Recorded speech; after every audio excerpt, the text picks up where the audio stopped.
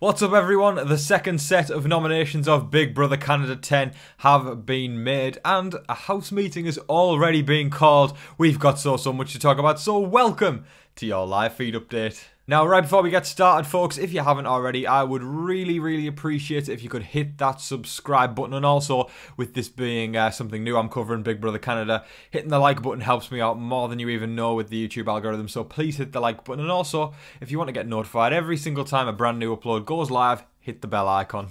Alright folks, let's jump right into it. So with Marty as the head of household, he had the responsibility, as we all know, of nominating 2 house guests for eviction.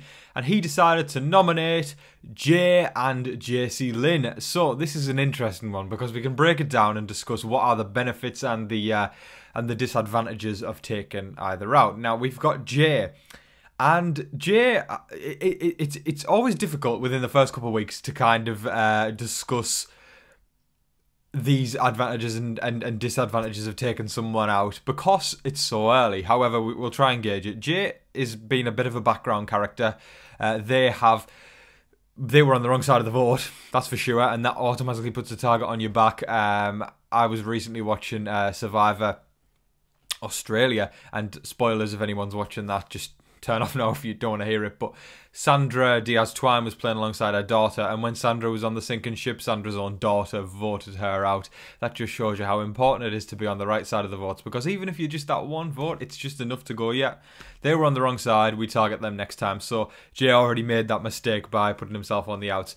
The benefits to keeping him around, I mean, he's on the outs, you know, he's not somebody who's going to be a number for anyone, because he's...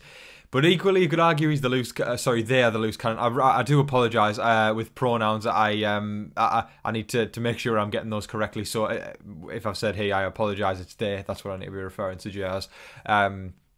Yeah, it's an interesting one. It is an interesting one, but I feel like it comes down to that debate of should you keep them around because they are the loose cannon, but equally they are the number that you can get. You can go back and forwards. JC Lynn, now this is somebody who's got a lot more connections. I think there's more logic in taking JC Lynn out because she's connected with people a lot more socially than Jay is.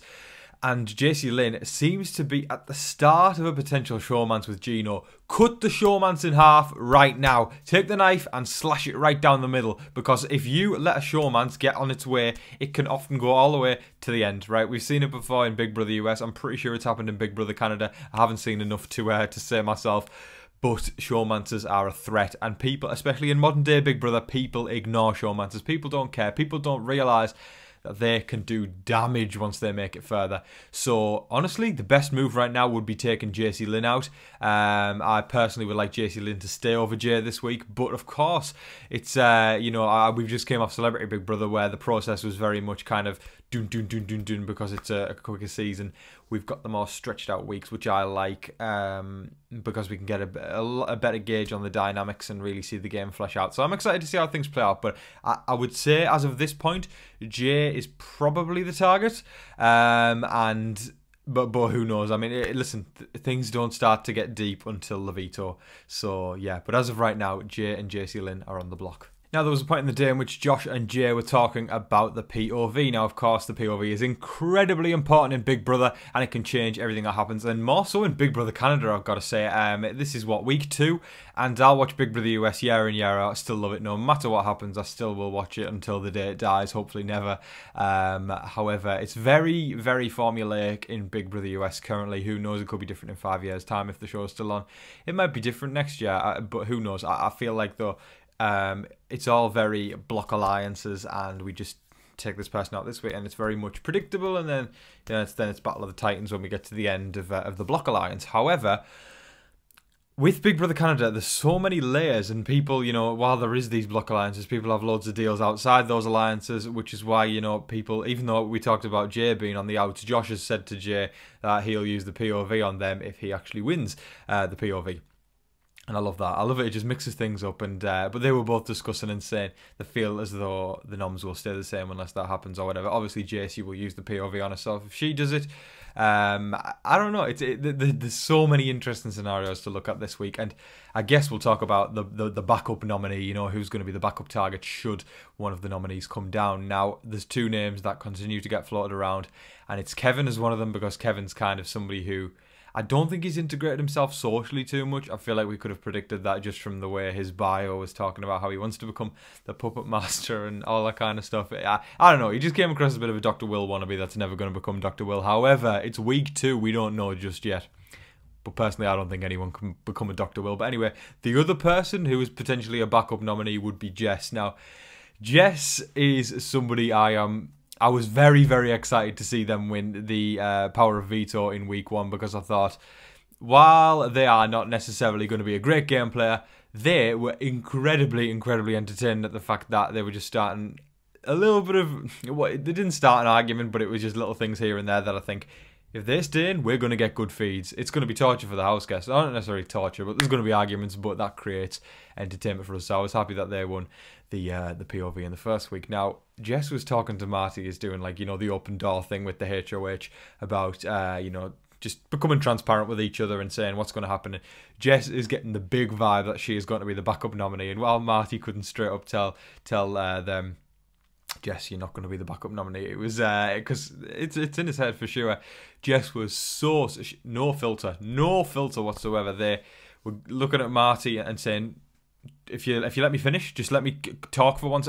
It was like Jess was the HOH talking to the HOH. She was talking to they were talking to the HOH like they were the HOH. That's what it was like. No filter, just straight up. This is what I want. This is what you're going to do. And listen, it's kind of refreshing to have somebody like that rather than someone kissing the HOH's ass like we always get. But remember, it's Big Brother and it's probably not the best way to play the game. But listen, I hope Jess isn't the backup or the replacement nominee if the POV is used, because I feel like Jess is going to bring some entertaining feats for us as the season goes on.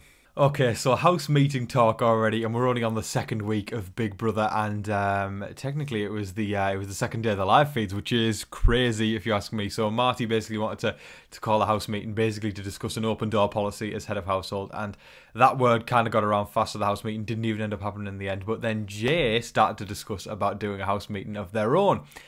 The interesting part about this was the fact that they wanted to do a house meeting and not invite Gino, not invite Moose, not invite Herman, and not invite Marty. What on earth? I mean, you're on the block and you're saying you don't want to invite the HOH and 3 other people that are probably quite tight with the HOH. Man, it's just damage to your own game to do that. And obviously, we're going to see if this actually ends up happening. But the fact that there was a discussion of 2 house meetings on day 2. Oh, I think we're in for a treat this season, folks. I really do. I am so excited to see where this season unfolds. I am just great stuff. Great stuff. I mean, there's been seasons of Big Brother US in previous years where we've not even had a house meeting at all. The discussion of 2 in the first week, technically it's the first week still. It's the second week of game, first week of the week in time. But that's crazy. 2 discussions of 2 different house meetings on the first week. Crazy stuff.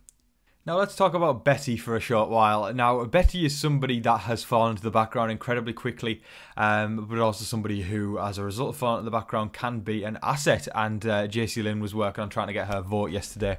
I love the fact that nominees ain't lying down and they're not waiting until after the veto is done. They're already trying, both Jay and JC Lynn, they're both trying already to get votes on their side. And I love that. I just love it because I always make the frame of reference to the so-called all-stars of Big Brother 22, and those people were supposed to be all-stars, for goodness sake, pulling out all the stops, and some of them would just whinge and whinge. I think of Kevin mainly from the so-called all-star season, who just whinge and whinge and whinge and whinge, and not even do anything and not even try. These people have been put on the block, and within moments they're already trying to get votes for themselves. Yes, they're getting emotional. Understood, it's the Big Brother house, for goodness sake. It's a game within a game, and it sounds ridiculous, but this is how I see it. Big Brother is a game within a game, because Big Brother is the game itself. That's the inner game, and the outer game, y'all can laugh if you want, it's the game of life. And the game of life, emotions get involved, feelings get involved, bonds, love, hate, every single one of them gets involved. So when you put a game within a game, try and follow this with the inner game being Big Brother, it's almost virtually impossible to keep emotions out of it. And we commend people who can do it without their emotions getting involved, because it's more impressive in the game of Big Brother. But also, we grow to love the people who do let their emotions get involved. Not to the point where they're crying every single time they're on the block and getting all affected. The people who are feel guilty about having to take their best friend out, but they're still making those deals, and you know, they're spreading the love and spreading the joy while they're in that game. But as I said, Big Brother is a game within a game within the game of life. That's how I see it, and it's an amazing game. But it's understandable that these people are getting emotional, but I love that they're pulling themselves up by their bootstraps and they're already trying to get votes for themselves. This is the kind of Big Brother we want. The players who actually try to stay in the house. It sounds like we're asking for the bare minimum, but I mean, in this day and age, I'll take what we can get. If we've got players who are really trying to stay in, and both of them are, both who are on the block, thank you. I'm very, very happy to see that, and I'm excited to see how this week turns out even more. That is all of your live feed updates for today, folks. I thoroughly hope you all enjoyed watching. Now, again, I'll say it like I did yesterday. I don't necessarily cover every single last tiny thing that happened in the house. I like to pick out the bits where I feel were incredibly relevant, and you know, if we miss anything accidentally, then we cover it on the next day. I just like to cover the highlights to keep it nice, short and succinct, and hopefully entertaining for everybody who's watching. Thank you so much, everybody, for watching. I will say this, it just means the world to me. Thank you. So I love doing this so much, and those of you who support me, just lots of love to you all. Yeah, and I mean that. So folks, I'll say as I always do, make sure that you're staying safe, staying positive and staying healthy out there, and remember to be kind to one another. But folks, in the meantime, please don't forget to like, share, comment and subscribe, do all of that good stuff. But folks, until your next live feed update, I've been your host, Tom Vasey. Good night.